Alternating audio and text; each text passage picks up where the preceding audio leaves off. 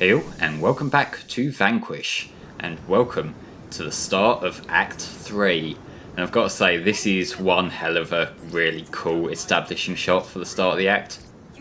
Just this whole city at night kind of look that this area has to it. That's something that I think Act 3, at least for the first couple of missions, does really well.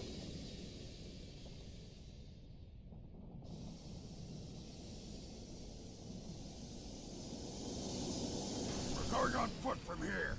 Elena, what's the status on the road? It's gonna be conspicuous, but your best option is the highway. Affirmative. Bravo, let's roll out.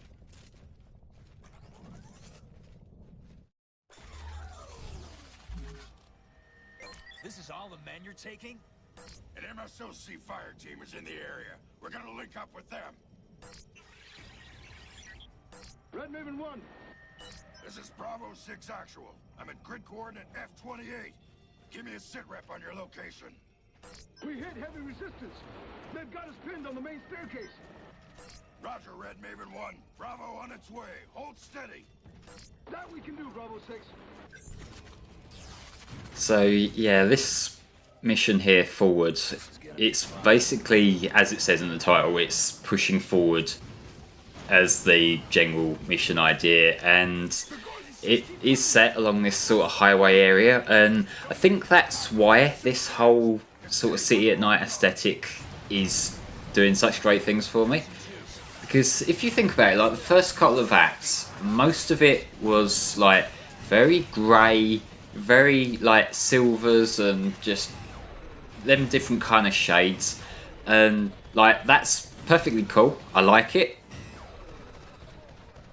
I like how those missions look like from the first two acts, but I think this is the point where it's like you've got so accustomed to that particular colour scheme that when you start getting this quite vivid blue in the background, like from the dark sky, it just sort of, it stands out. It just like, it gives you something new to look at. It like wakes you up a little bit. It's a bit of a refreshing thing to look at. But if you look at it as well, it's not solely the blue. Like, it's the blue that stands out in the establishing shots at the start.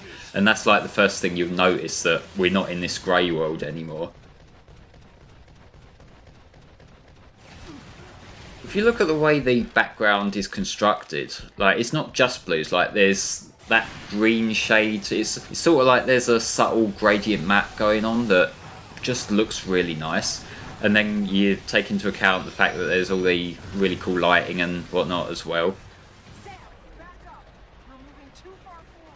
And by that I mean like in-universe lighting. Like the game's lighting itself actually does look really nice. At least in the PC version. I think, like, to my knowledge, the lighting engine, it's all the same. Like, they haven't really tweaked anything between like the console ones and this.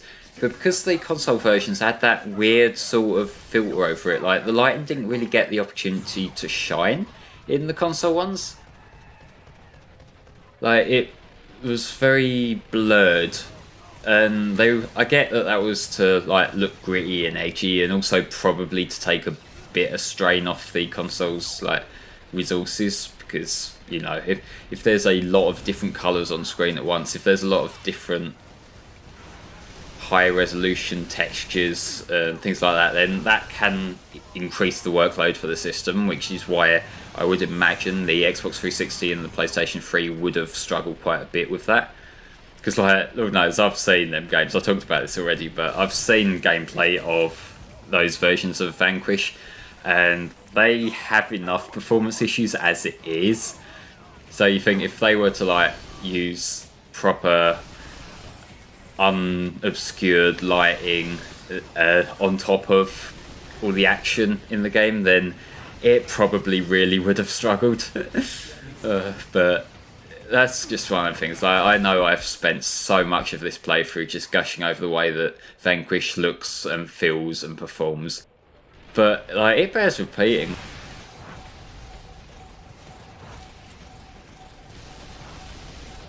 Like, it's not that often that I feel this impressed by how a game feels to play. And it's also not that often that I'm really impressed by graphics. Because normally I'm the kind of person that, as long as a game looks good enough, I'm fine with it. I would still much rather have like high resolution, high res textures and that, but like it's more a case of if it's average, I won't notice that it's average. Whereas if it's really good like this, then it does really stand out to me. And this is like one of the few cases where I can say this is really fucking amazing to me. I'm not sure if I'd put it among like one of the best looking games I've ever seen, because there are some really strong contenders to me. Like if I think of the best looking games, and this is across all different genres of games, all different art styles, all different kind of systems and whatnot, the ones that stick out to me the most are Mario Kart 8, because like the lighting in that game is phenomenal. Like, there's the right balance of a cartoon art style, but with enough detail to make the world pop.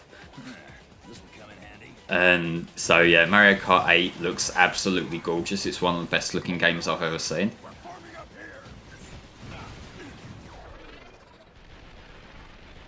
There's also Sonic Unleashed, the 360 version. It was also on PS3, but the PS3 had its own issues with Unleashed. But that game looks really nice. That has like the Hedgehog engine's lighting.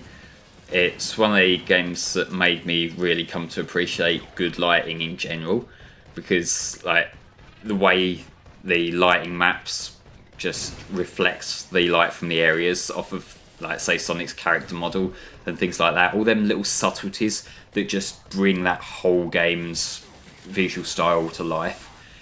That will always be one of my favourite games to look at.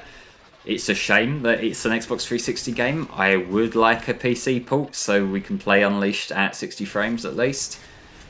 I don't think it's going to happen at this point, but it's a shame that such a gorgeous looking game got held back by the console just not being able to run it, because Unleashed, it's on the 360, it has a frame rate cap of 30, but it also really doesn't reach 30 consistently. Like, there's some levels where it can go to like PowerPoint here.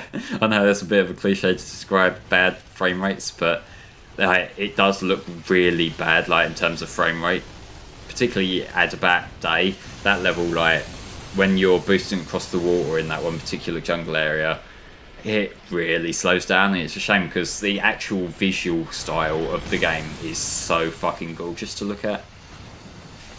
And then the other one that comes to mind that I haven't actually played that much of myself, but it's a game that I've seen like the in-engine graphics of it, and I've also seen some of the cutscenes for it, and that is Devil May Cry 4. That game, it just looks absolutely fantastic from what I recall of it.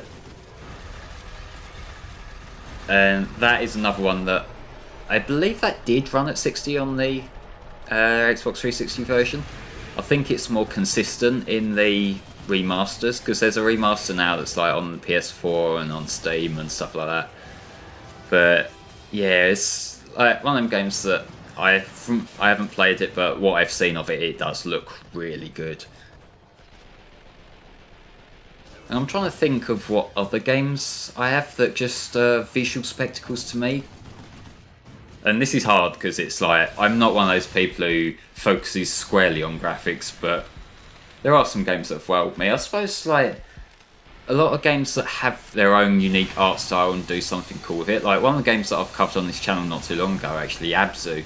That's a game that it does look really nice, and just the world, it's that sort of, it's not realistic, but it's also not childishly cartoony. It's still got that well-developed world to explore, and Abzu looks absolutely gorgeous. Like, I played the PC version, so it looks gorgeous, it performs well. And along that same line, there's also Journey, which looks very nice.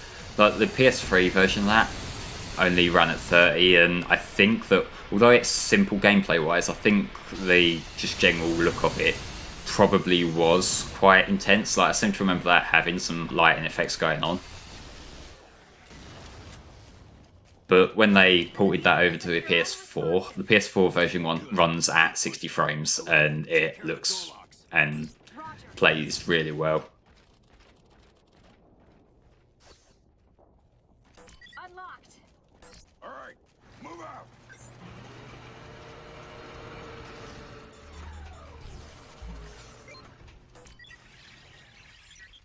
Super 35. Super 35. Good to know you're okay. Thanks, Bravo 6 Actual. We shook the enemy and we're approaching your location. Super 35, the skies are not clear. Elena, is there anywhere they can land? There's a landing zone up ahead. Good. Super 35. We'll rendezvous there. Affirmative, Bravo 6. So yeah, here we are getting closer to the next little outburst of guys we're gonna have to fight. Elena, how should we proceed? If you cross the drawbridge and cut through the terminal, you'll end up right on top of the highway. The drawbridge is up, and it ain't moving. Then you're just going to have to find the manual controls on the other side.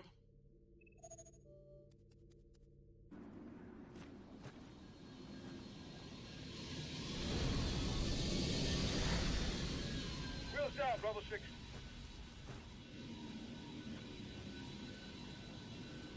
Burns, have Super 35 land on the opposite bank. Gotcha.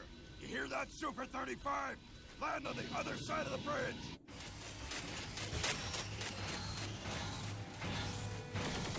Enemy fire! Yeah, no one saw this coming. There's a bunch of enemies to fight. Provide air support. Land when we clear these assholes out. Happy hunting, Bravo 6.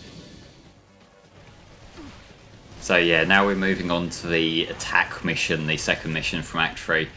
And this one, from what I recall, is on the whole quite a simple one, like clear the area, and that's about the bulk of it.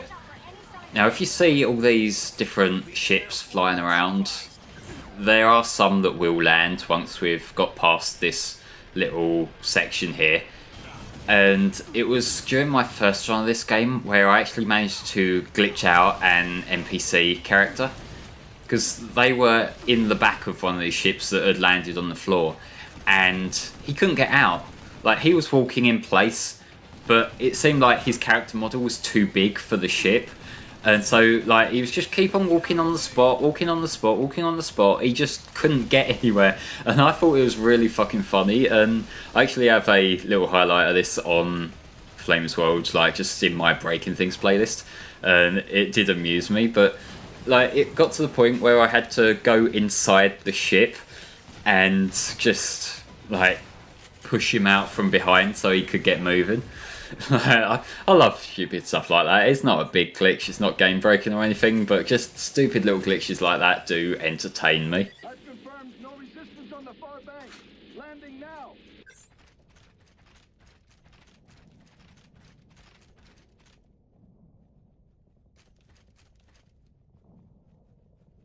And if you look here, here's another one of these sections that I have complained about in this game, where it looks like I'm just wasting time, but in reality I've got to just stand here and wait for the next thing to kick in, like for a sort of cutscene to trigger. Whiskey a go-go, baby. And yeah, I am doing everything I can to burn time here, because yeah, it's not. I don't have much to complain about with Vanquish, but these little sections here, I wish the cutscene prompts would go a bit quicker. Like there, the bridge has only just gone down now. And I suppose in universe it was probably waiting for you guy to land. Like, it's that ship on screen right there, by the way, that I had the glitch with. But like, yes, for the sake of the gameplay, I kind of wish I'd speed sections up like that. Like, I didn't have any sort of barrel thing to shoot at in this particular area like I did the last one, unfortunately, so we couldn't have the fun there. So yeah, it's just the sort of thing that, like, you know, when it's out of the player's control, that the player's just standing and waiting there, that's when we have a little bit of a problem. Thankfully, there are only a handful of sections like that in the game. For the most part, like, the action just keeps on flowing, but I suppose that is because it works like that. When it doesn't go quite smoothly, it really sticks out.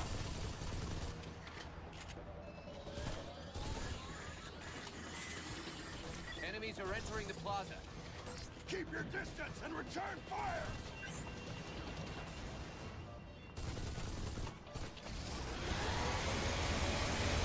Now this is a big fucker, and this, I believe this is the same model of tank that we had back in, I think, either toward the end of Act 1 or maybe early on in Act 2. It does become a deal of, like, you start to recognise the same big motherfuckers over and over. Like, we haven't had an Argus fight in a little while, although there will be another one later on, I think in Act 3 actually, so you can look forward to that.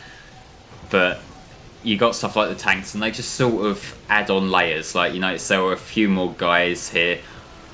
Although saying that, I do seem to remember last time we fought the tank, it was the same sort of deal with, like, there were a bunch of bogies around us that were, like, shooting at us while we had to get behind the tank and shoot the weak spot. So maybe I am just talking out my ass. Maybe they are just repeating a section from earlier, but hey, either way. I suppose the fact it's a bigger arena now and there's more different directions things could be shooting at you from, maybe that's like the thing that makes this a bit more distinct. Although this tank is going to go down about as easily. Though admittedly my difficulty here is that I'm running low on ammo. Like, I don't have any of my heavy machine gun ammo left, so I'm literally just firing with the AR. And the AR, it is my favourite weapon to use against, like, the bogies and just the general mooks that you find. But when it's something with a lot more health, like a tank, that's when having the heavier weaponry does help.